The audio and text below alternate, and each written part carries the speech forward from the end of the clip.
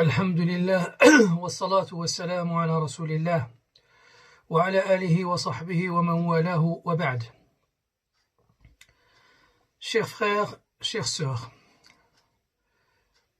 je voudrais aborder avec vous aujourd'hui un sujet grave et très important. Il s'agit du tabac sous toutes ses formes, et notamment la cigarette et la chicha. En effet, nul n'ignore que le tabac tue. Peut-être que tout début de sa consommation, les gens ne connaissaient pas encore le danger. Mais aujourd'hui, tout le monde connaît les dégâts du tabac sur la santé. Cela est même indiqué sur les paquets de cigarettes. Vous savez qu'on trouve aujourd'hui des cigarettes tuent. Et pourtant, beaucoup continuent à acheter ce mal avec leur argent. À ce sujet, Al-Mughira ibn Shu'ba, l'un des compagnons du prophète sallallahu alayhi wa sallam, rapporte qu'il a entendu le messager d'Allah sallallahu alayhi wa sallam dire: Allah déteste trois choses pour vous. Lesquelles? Trois choses pour vous. On dit le questionnement excessif et le gaspillage de vos biens. Ce qui nous intéresse aujourd'hui, c'est le gaspillage de vos biens. En effet, tout être doué de raison doit savoir qu'acheter régulièrement un paquet de cigarettes qui coûte environ 10 € constitue un gaspillage d'argent qui aurait pu profiter à sa famille. Aussi, vous savez tous que la cigarette est vivement déconseillée par le corps médical. Elle est même interdite dans les lieux publics, comme vous le savez, dans beaucoup de pays. La France, l'Italie, l'Angleterre, même les pays arabes. Ce qui montre à quel point elle est mauvaise pour vous, pour vos femmes et pour vos enfants. C'est un danger. Vous savez qu'est-ce que ça veut dire? C'est un danger. C'est un danger pour votre argent, votre santé et votre âme.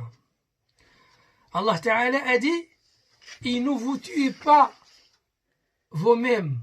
وَلَا تَقْتُلُوا أَنفُسَكُمْ. Allah en vérité est très miséricordieux envers vous. Sans oublier que la fumée est un danger pour les autres. Et vous le savez.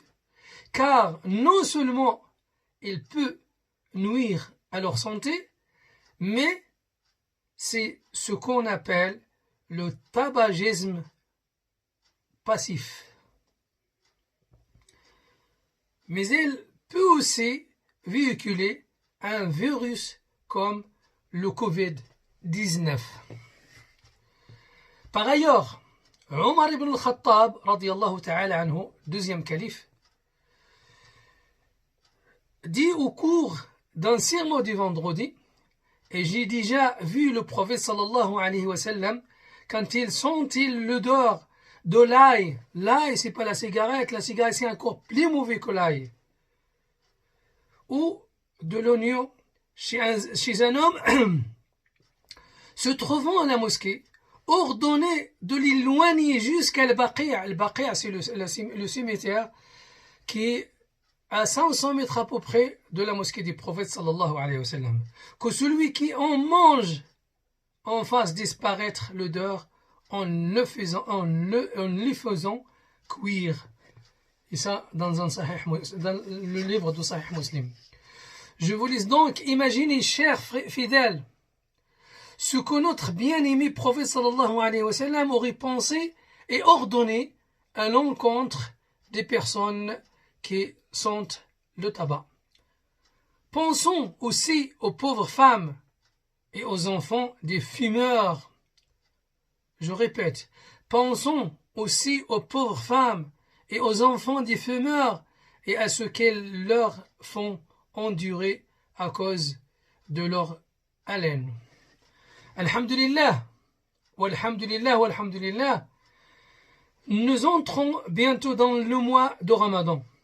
Aussi, profitez de ce mois béni pour prendre vos responsabilités et stopper cet acte dangereux qui aggrave votre santé et celle des autres, surtout celle de votre famille.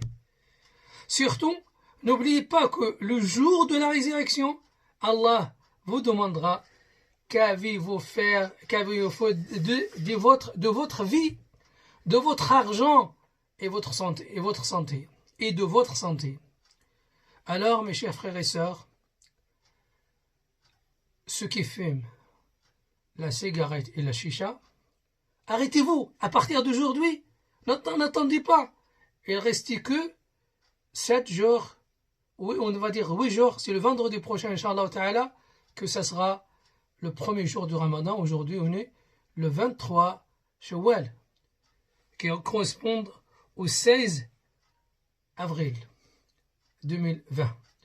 Donc, espérons que vous allez arrêter cette dangereuse